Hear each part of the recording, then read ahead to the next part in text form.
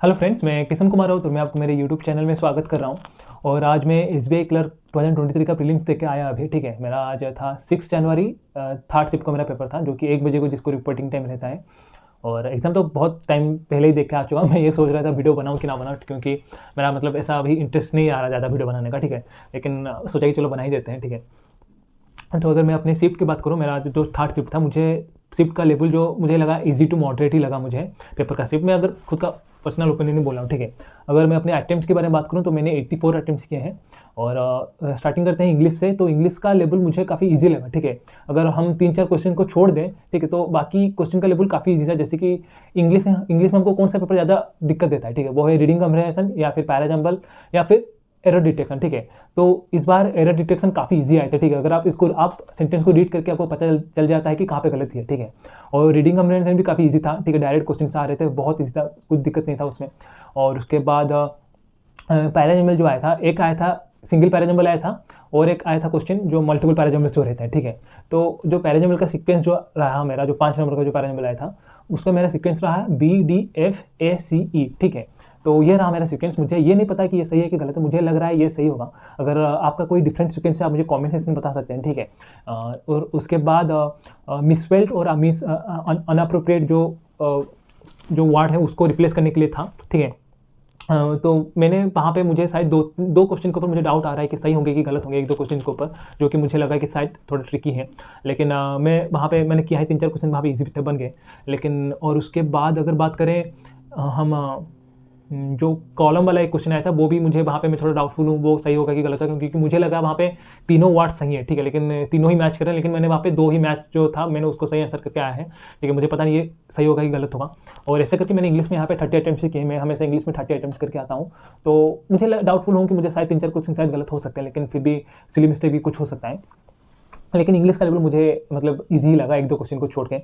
और क्या इंग्लिश में आया था, बस इतना ही था। और हाँ, और रिप्लेसमेंट का भी था, वर्ड रिप्लेसमेंट का, मतलब अप्रोप्रिएट वर्ड रिप्लेसमेंट का भी क्वेश्चन आए थे, वो भी इजी था, वो बन गया आराम से। ठीक है, इंग्लिश इतना कुछ डिफिकल्ट आया नहीं था, क्योंकि इंग्लिश में हमको मतलब most of the time difficult क्या लगता है, आरसी डिफिकल्ट लगता है या फिर पैराजम्बल डिफिकल्ट लगता है, और या फिर एरर डिटेक्शन भी कभी भी डिफिकल्ट लगता है। लेकिन वो तीनों चीज़ इस बार इजी आए थे।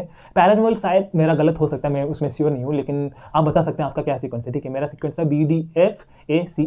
ठीक है, तो क्वांट की बात, अगर अभी हम क्वांट की बात करें, तो क्वांट का लेवल मुझे मतलब ईजी टू मॉडरेट में बोल सकता हूँ। ठीक है, मतलब जैसे कि जो सिंप्लीफिकेशन आया था, सिंप्लीफिकेशन में कुछ क्वेश्चंस काफ़ी इजी थे, मतलब आराम से बन जा रहे थे, और कुछ क्वेश्चन में शायद कैलकुलेशन ज़्यादा करना पड़ता था। ठीक है, 15 ही क्वेश्चन आए थे शायद सिंप्लीफिकेशन के, मुझे ठीक से याद नहीं आ रहा। तो मैंने एक सिंप्लीफिकेशन का क्वेश्चन मैंने छोड़ा है, जहाँ पे मुझे लगा कि इसको मैं अगर मतलब करूँगा तो मेरा बहुत ज़्यादा टाइम चला जाएगा। ठीक है, तो मैंने 14 अटेम्प्ट्स किए हैं, मतलब सिंप्लीफिकेशन का 15 क्वेश्चन आया था, तो मैं पूरा श्योर नहीं हूँ। ठीक है, मुझे याद नहीं आ रहा ठीक से, तो मैंने वहाँ पे शायद 14 अटेम्प्ट्स किए होंगे। और उसके बाद एक कैसलेट वाला डीआई आया था, जिसको मैंने नहीं किया, पूरा मतलब देखा और मैंने उसको छोड़ दिया। और एक जो डीआई आया था, टेबुलर डीआई, उसमें था ABC करके, और डे दिया था मंडे, ट्यूसडे, थर्सडे, वेडनेसडे करके, और आपको मतलब एवरेज, एडिशन, रेशियो, ये सब पूछ रहा था। वो काफ़ी ईजी था, बन गया आराम से। और कैसलेट तो मैंने छोड़ दिया। और बाकी मिसलेनियस जो अरिथमेटिक के क्वेश्चन आ रहे थे, मैंने वहाँ से 3-4 क्वेश्चन ऐसे किए हैं। और मिसिंग नंबर का क्वेश्चन आया था, 5 क्वेश्चन थे, वो इजी थे, बन गए मेरे से।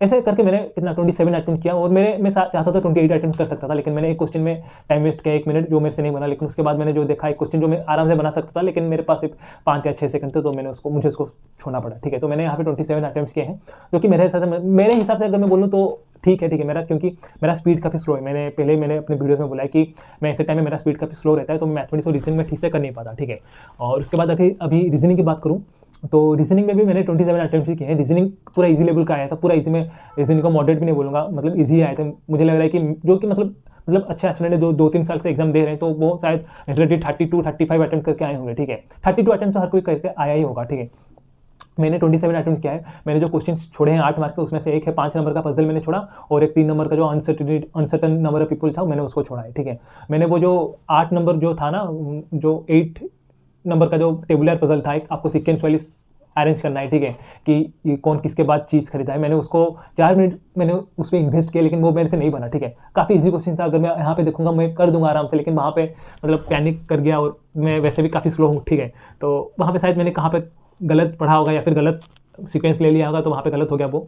4 मिनट वहाँ पे चले गए और वो मेरे से बना भी नहीं। और 4 मिनट मैंने 16 मिनट में अगर आप देखें तो 16 मिनट में मैंने 27 क्वेश्चन किया। मुझे लग रहा है कि काफ़ी सही होंगे। जैसे कि एक पजल आया था मंथ डेट वाला जो पजल रहता है, 4 मंथ थे, 8 डेट थे, उसमें आपको सीक्वेंशियली रखना है, तो वो बन गया आराम से। उसके बाद स्क्वायर बेस्ड सिटिंग अरेंजमेंट था, वो भी काफ़ी बन गया। 4 जन भी अंदर देख के बैठे हैं, 4 जन बाहर देख के बैठे हैं, वो भी इजी था, बन गया। फैमिली जो ब्लड रिलेशन था वो भी इजी था। डायरेक्शन डिस्टेंस का एक क्वेश्चन आया था, और सिलॉक्स आए थे, इनइक्वालिटी आए थे, हाँ, और अल्फा न्यूमेरिक सीरीज आया था। और अल्फा न्यूमेरिक सीरीज में इस बार स्क्रॉलिंग करने के लिए दिया था, तो आई होप आप लोग सब वो उसको स्क्रॉलिंग करके आंसर किए होंगे, ठीक है।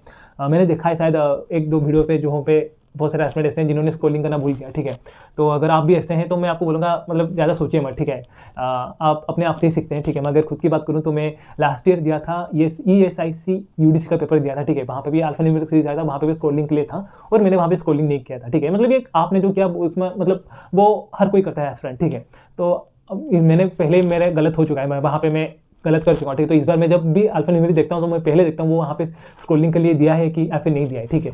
तो शायद वहाँ पे बहुत सारे एस्पिरेंट ऐसे वो 13-15 का वो 15 होगा वहाँ पे आंसर, तो वहाँ बहुत सारे एस्पिरेंट का आंसर 13 निकल रहा था, तो वहाँ पे शायद वो कन्फ्यूज़ हो गए होंगे शायद, लेकिन वहाँ पे स्क्रॉलिंग करने के लिए जाता है और काफ़ी वो पूरा ओके है, ठीक है। अगर आपका गलत हुआ है तो वो चलेगा, ठीक है। ऐसा नहीं कि आपने अकेला किया है, बहुत सारे एस्पिरेंट मैं पहले भी कर चुका हूँ, ठीक है। तो अगर आप ये आपके लिए मतलब आप एक्सपीरियंस आप नेक्स्ट एग्जाम में ऐसा कभी नहीं करेंगे, ठीक है। तो मैं हमेशा ही मानता हूँ आदमी अपने आप से सीखता है, ठीक है। मैंने भी अपने आप से सीखा है, आप भी अपने आप से सीखेंगे, ठीक है। इसमें कोई गलत चीज़ नहीं है, ठीक है। तो बाकी रीजनिंग तो पूरा मैं ईजी ही बोलूँगा, ठीक है। हालांकि मैं नहीं कर पाया, ऐसा नहीं कि आप नहीं कर पाएंगे, ठीक है। मैंने देखा है रीजनिंग में बहुत सारे एस्पिरेंट मतलब दमदार अटेम्प्ट किए हैं, ठीक है। 32-35 तो मतलब मेजोरिटी में किए ही होंगे, ठीक है। तो मेरा ओवरऑल अटेम्प्ट की बात करूँ तो मैंने 27 50 प्लस 30 84 अटेम्प्ट किया है, और 84 अटेम्प्ट मैं इसको बुरा नहीं बोलूँगा, डिसेंट अटेम्प्ट है। लेकिन मुझे डर इस बात का है कि हाँ, एक्चुअली बात ऐसा है कि अगर मैं उड़ीसा से फॉर्म भरता तो मैं पूरा श्योर होता कि मेरा पेपर क्लियर नहीं होने वाला, ठीक है। क्योंकि यहाँ पे वैकेंसीज 31 है, कॉम्पिटिशन बहुत ज़्यादा है। लेकिन मैंने फॉर्म भरा है छत्तीसगढ़ से, ठीक है। छत्तीसगढ़ में कटअप उड़ीसा से लास्ट ईयर 5 मार्क कम गया था, ठीक है। लेकिन इस बार बहुत सारे एस्पिरेंट उड़ीसा से ऐसे हैं जिन्होंने छत्तीसगढ़ से फॉर्म भरा है, ठीक है। तो ऐसा ना हो कि छत्तीसगढ़ का कटअप बढ़ जाए, ठीक है। लेकिन मैं 90% ऑलमोस्ट श्योर हूँ, 80 से 90% श्योर हूँ कि मेरा पेपर क्लियर हो जाएगा, ठीक है, SBI क्लर्क का। लेकिन मुझे डर इस बात का है कि मेरा जो शिफ्ट है, मुझे पर्सनली लग रहा है कि मेरा जो शिफ्ट वो ईजियर साइड पे जा रहा है, ठीक है। मतलब मेजोरिटी एस्पिरेंट अगर एवरेज एस्पिरेंट मैंने देखा है अभी तक, मेजोरिटी में 85-84 अटेम्प्ट्स ही मतलब करके आए हैं, ठीक है।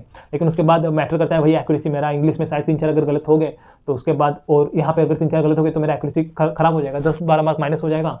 और उसके बाद नॉर्मलाइजेशन में अगर मार्क माइनस हो गया तो शायद मेरा स्कोर 70 के नीचे भी चला जाए, ठीक है। मतलब नहीं जाएगा, लेकिन फिर भी चांसेस है इसका, ठीक है। तो इसलिए मुझे 10-15% डर भी लग रहा है शायद पेपर क्लियर ना हो सके। लेकिन ना मैं मतलब 98% श्योर हूँ शायद हो जाएगा, ठीक है। अगर नहीं भी होगा तो अभी क्या ही कर सकता हूँ, मैं तो ऑलरेडी एग्जाम देके आ चुका हूँ और उसमें इसके बारे में सोच के भी कुछ फ़ायदा नहीं है। तो ये था SBI क्लर्क 2023 मेरा एग्जाम एनालिसिस। इस साल का मतलब लास्ट एग्जाम था, लास्ट बैंकिंग एग्जाम बोल सकते हैं, ठीक है। 2023 का लास्ट बैंकिंग एग्जाम बोल सकते हैं। हालांकि ये 2024 का फास्ट बैंकिंग एग्जाम हम लोग ने देखा है, लेकिन टेक्निकली ये 2023 का ही पेपर है, ठीक है। और आपका कैसा गया पेपर, आप मुझे कमेंट सेक्शन में बता सकते हैं, ठीक है। आपने कितने अटेम्प्ट किए और आपको क्या लग रहा है, पेपर का लेवल इजी था कि मॉडरेट था। हर किसी का डिफरेंट ओपिनियन रहता है। मुझे तो लगा कि पेपर का लेवल इजी आया था काफ़ी। और अगर आपको ऐसा लगा आप मुझे कमेंट में बता सकते हैं, अगर आपका जो भी ओपिनियन है, ठीक है। आपने कितना अटेम्प्ट किया है और आप कौन से स्टेट से भरे हैं, ठीक है। क्योंकि ये मोस्टली क्लर्क एग्जाम में मोस्टली ज़्यादा डिपेंड करता है कौन सा स्टेट से आप बिलोंग करते हैं, ठीक है। क्योंकि स्टेट वाइज वैकेंसी डिफरेंस रहता है, कंपटीशन डिफरेंट रहता है, कटअप भी ज़्यादा कम रहता है। क्योंकि ऐसे ऐसे स्टेट है जहाँ पे कटअप जाएगा 65-70, ठीक है। वहाँ पे कोई अगर 70-75 अटेम्प्ट भी करके आएगा वो भी प्लस श्योर होगा कि उसका पेपर क्लियर हो जाएगा, ठीक है। लेकिन स्टेट्स जैसे कि उड़ीसा हो या फिर वेस्ट बंगाल या फिर वहाँ पे कटअप का हाई जाता है, ठीक है। तो वहाँ पे आपको मिनिमम 85-90 ऐसे अटेम्प्ट करके आना पड़ता है, ठीक है।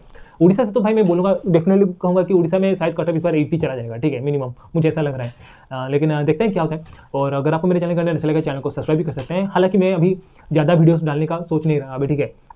ये 2023 का एग्जाम था इसलिए मैंने शायद बना दिया, लेकिन अभी ज़्यादा वीडियो शायद नहीं डाल पाऊंगा। लेकिन मन करता आप सब्सक्राइब कर सकते हैं, यहाँ पे नहीं कोई मतलब इसमें कुछ ऐसा कुछ नहीं है। बस वही, thank you for watching and जय जगन्नाथ, धन्यवाद।